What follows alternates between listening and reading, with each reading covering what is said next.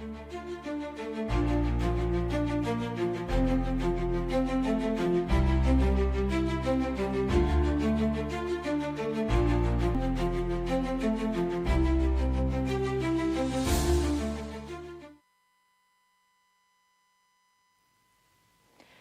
and welcome to Idea TV Midday News. I am Cynthia Bassi. We begin with the headlines. Nigeria's FATF delisting to SPUR infrastructure investment. FRIN and NOAN partner to empower youth through sustainable agriculture. Gabon launches pilot program to digitize social and fiscal funds. And Zambia and CZECH Republic sign KWENYU PACT to advance digital economy. And away from Africa, U.S. urges citizens to immediately leave Mali amid worsening security crisis. In health, UNICEF urges journalists to uphold ethical standards in reporting children's rights. And in business, Nigerians lose 316 billion naira to Ponzi schemes. In sports, 82 schools compete at OPEIFA Handball Cup in Lagos. And now the news in full. Nigeria's removal from the Financial Action Task Force FATF grey list marks a major step forward in strengthening the nation's financial credibility and global investment appeal, according to the Infrastructure Concession Regulatory Commission (ICRC). Director General of the ICRC, Dr. Jobson Oseodion Ewalefo, stated in Abuja that the delisting positions Nigeria as one of Africa's most attractive investment destinations, signaling improved financial governance, reduced investment risks, and stronger alignment with international financial standards. Ewalefo noted that the development reflects the success of ongoing economic reforms and the government's commitment to transparency under President Bola Tinubu's administration. He commended the collaborative efforts of key institutions including the Nigerian Financial Intelligence Unit, Central Bank of Nigeria, and Securities and Exchange Commission, and the Federal Ministries of Finance and Justice in strengthening the nation's compliance framework that led to the achievement. According to the ICRC, Nigeria's cleaner financial risk profile will translate into lower risk premiums, easier cross-border transactions, and increased investor confidence. Ewalefo emphasized that this milestone is expected to attract a renewed influx of private capital into the infrastructure sector, helping to close Nigeria's infrastructure financing gap, which is estimated at over $2.3 trillion and requires about $100 billion in annual investments until 2043. He added that the ICRC has streamlined public-private partnership (PPP) processes to fast-track project delivery and create clearer frameworks for investors. Ewalefo called on both local and international investors to seize emerging opportunities across transportation, power, water, healthcare, and technology sectors, affirming that Nigeria is now more open for business than ever before. Moving on, the Forestry Research Institute of Nigeria, FRIN, has entered into a partnership with the Association of Organic Agriculture Practitioners of Nigeria, NOAN, to empower Nigerian youth through sustainable and organic farming. The collaboration, which forms part of the ECOWAS Youth Employability Project, aims to equip young people with practical agricultural skills and innovative knowledge to boost food security and economic growth across the country. The partnership was formalized during a courtesy visit by NOAN representatives to the Director General of FRIN, Dr. Zachariah Yaduma, at the Institute's headquarters in Ibadan, Oyo State. According to Yaduma, the alliance will jointly implement the ECOWAS Youth Employability Project in southwestern Nigeria, focusing on organic farming techniques, value chain development, and eco-friendly agricultural practices. As part of the initiative, FRIN recently organized a 5-day training workshop in Ibadan for youths aged 18 to 25. The program featured both theoretical and practical sessions covering compost production, soil conservation, biological input management, and modern organic farming methods. Yaduma noted that the training would help participants build sustainable agribusinesses while enhancing their employability and commitment to the environment and to environmental protection. He emphasized that the FRIN and NOAN collaboration underscores the importance of partnerships in addressing youth unemployment and promoting sustainable agricultural development. Yadoma added that the initiative will serve as a model for future collaborations among government institutions, private organizations, and civil society groups working to advance ecological and organic agriculture across Nigeria and the wider West African region. Moving on, Gabon has begun the pilot phase of its plan to digitize social and fiscal funds, marking a major step in the government's drive to modernize public administration and strengthen financial transparency. The initiative, launched on the 30th of October this year, introduces an integrated digital platform to automate the collection of contributions, enable real-time transaction tracking, and enhance the traceability of financial operations. The pilots will run until the 15th of December this year, with full nationwide deployment scheduled for January 2026. According to the Ministry of Digital Economy, Digitalization and Innovation, the new platform is already operational and represents the foundation for the broader modernization of Gabon's fund management systems. This digital transformation is expected to address long-standing challenges faced by institutions such as the National Health Insurance and Social Guarantee Fund and the National Social Security Fund, which have struggled with delays, manual processing, and weak traceability in payment systems. The project forms part of President Brice Clotaire Oligui Nguema's Digital Gabon strategy, which aims to leverage technology as a driver for transparency, efficiency, and accountability in governance.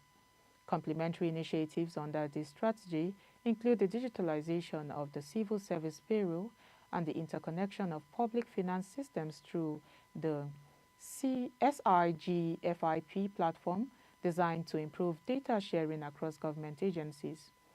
In the long term, the digitalization of Gabon's social and fiscal systems is expected to boost revenue collection, reduce administrative costs, and provide the government with a unified view of public financial data. Authorities believe this reform will strengthen confidence among citizens, businesses, and development partners, while positioning Gabon as a regional model for e-governance and fiscal innovation. Zambia and Czech Republic have launched the KWENYU PACT, a strategic partnership designed to accelerate Zambia's technological growth and industrial capacity. Announced during the Tech for Zambia Forum in Lusaka on the 28th of October this year, the initiative focuses on boosting local production of drones, satellites, solar panels, and renewable energy systems. The term KWENYU means delivery, reflects the government's commitment to translating policy goals into measurable results in line with President Hakainde Hichilema's vision of a modern and competitive economy. The agreement aims to expand Zambia's digital ecosystem through technology transfer and innovation, emphasizing local capacity building. Both countries plan to utilize drone and satellite technologies for precision agriculture, environmental monitoring, and infrastructure planning, particularly targeting rural development. The pact also includes the local assembly of off-grid energy systems for schools and healthcare centers to enhance access to power and digital services in underserved communities. Zambia's Minister of Technology and Science, Felix Mutati, announced that the collaboration will provide annual Czech government scholarships for 20 to 25 Zambian students to pursue advanced studies in technology and engineering at universities in Prague and Brno. Czech Ambassador Jiří Kyrian emphasized that the partnership is designed to strengthen local expertise through hands-on training and sustained knowledge exchange between the two nations. Aligned with Zambia's Vision 2030 and supported by recent legislative reforms such as the Data Protection Act and the Cybersecurity and Cybercrimes Law, the KWENYU PACT establishes a solid framework for digital transformation. With international rankings already showing progress in e-governance and cybersecurity, the initiative is expected to further position Zambia as a regional hub for digital innovation and sustainable industrial development. We'll go on a quick break now. The news continues when we return.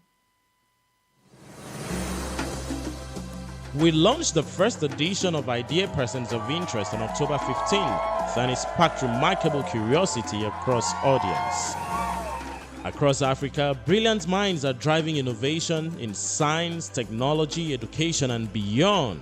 Now we proudly present the second edition of Idea Persons of Interest, an inspiring bulletin from Idea TV dedicated to celebrating Africa's most exceptional minds and changemakers. These are not just thinkers, they are doers and visionaries defining possibilities across Africa. Their stories aren't about fame or status, they're about originality and purpose.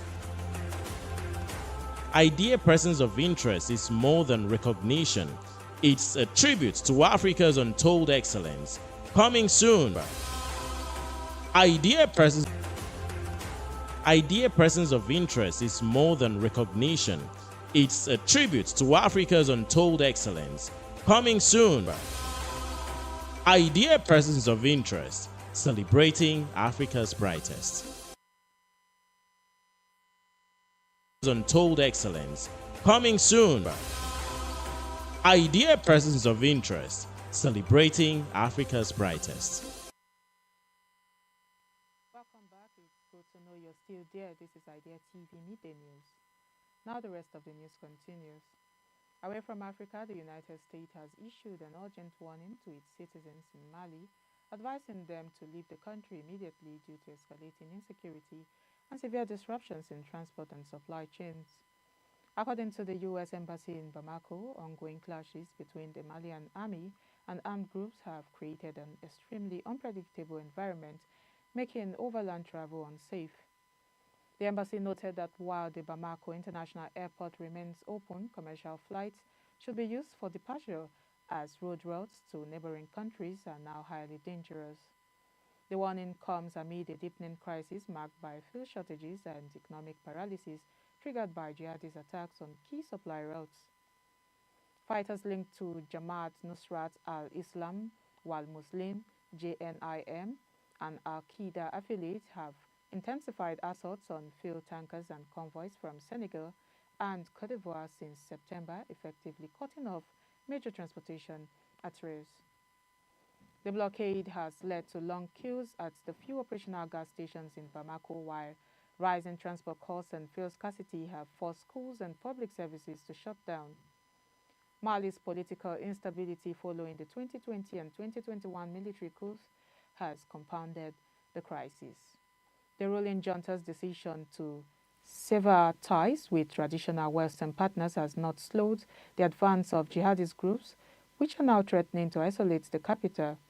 Analysts say the insurgent strategy of targeting supply chains aims to weaken the regime economically and highlight its inability to secure national infrastructure. If the situation persists, Mali could face near total institutional paralysis and further diplomatic isolation.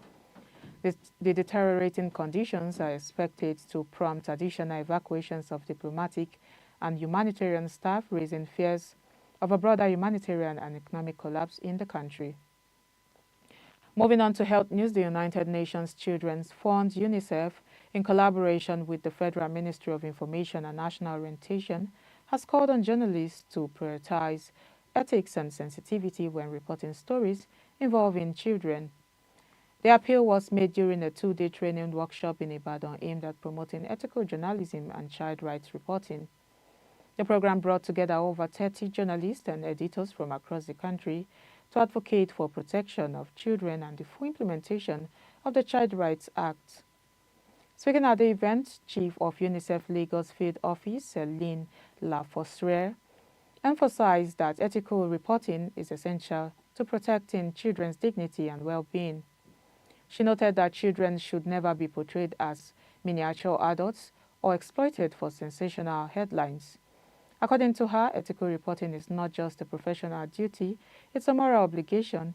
It ensures that children are seen, heard, and protected, and that their stories are told with care and respect. Lafossere urged journalists to become champions of responsible reporting in their newsroom and communities. The Permanent Secretary of the Federal Ministry of Information and National Orientation, Ogbodonnam, represented by Temitoye Falayi, head of the Child Rights Information Bureau, stated that the media plays a vital role in shaping public perception and influencing policy. He urged journalists to safeguard children's identities, respect their privacy, and adhere to best practices when covering child-related issues. Every image and word about a child has consequences, he said. Journalists must report with integrity, sensitivity, and understanding of the impact their work can have on young lives. Expert and media trainers, including Dr. G.D. Johnson of the Nigerian Institute of Journalism, Dr. Lekan Sote, Dr. Jeffrey Njoku, and Professor Charles Obot of the University of Uyo, also shared insight on ethical child rights reporting. They emphasized that journalists must understand relevant national and international laws protecting children and ensure that their reporting always serves the child's best interest. The speakers concluded that the ultimate goal of ethical journalism is to inform the public without causing harm, stigma, or lasting damage to children's lives. Now in business news, the Securities and Exchange Commission (SEC) has revealed that Nigerians have lost an estimated 316 billion naira to Ponzi schemes and illegal fund managers over the years. The head of FinTech and Innovation of the Commission, Abdulrasheed Dan Abu, disclosed this during a journalist training in Abuja, where he presented a paper on combating investment fraud. He explained that Ponzi schemes operate by using funds from new investors to pay earlier participants rather than through genuine business ventures, ultimately collapsing once new inflows stop, which accounted for over 100 billion naira in investor funds. The largest single case still under investigation involves losses exceeding 174 billion naira. Danabo warns that many of these schemes exploit social media platforms to attract victims through aggressive marketing and unrealistic profit claims. He urged Nigerians to verify any investment offer with the SEC before committing funds and emphasized the need for collective vigilance.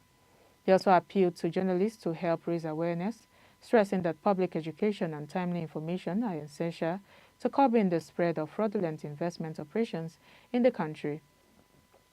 And lastly, in sport news, a total of 82 secondary schools are participating in the 2025 edition of the OPEIFA Handball Cup at the Mobalaji Johnson Sports Center, Railway Park, Yaba. Organizers of the tournament stated that players discovered during the competition will be groomed to represent Lagos and Nigeria at future national youth events. The championship, now in its 7th year, continues to serve as a platform for nurturing young talents and promoting grassroots handball development. Former chairperson of the Lagos State Handball Association and sponsor of the event, Mrs. Adeola OPEIFA, said the initiative has contributed significantly to the growth of handball in Lagos and across the country. She explained that the competition was created to identify and mentor talented players, some of whom have gone on to represent Nigeria at junior and senior levels. According to her, the program has also helped transform lives by returning out-of-school youth to education through sports. OPEIFA revealed that this year's edition aims to select new players who will represent the state at the next National Youth Games. We expected 20 teams from each of the 6 educational districts, and we currently have 82 schools, both junior and senior, taking part in this year's competition, she said. She added that the discovered players will continue to receive training in preparation for future tournaments. Coach Daniel Johanna commended the tennis for their strong performances, noting that the event has been instrumental in encouraging youth athletes to showcase their skills and passion for handball. Some of the participating schools include White Sand, Herbert Macaulay Ijaye, Ibobi, Ransom Kuti, Gaskiya Aje, Ikeja, Okesuna, Vetland, and Eletu. The tournament, which began on October 27,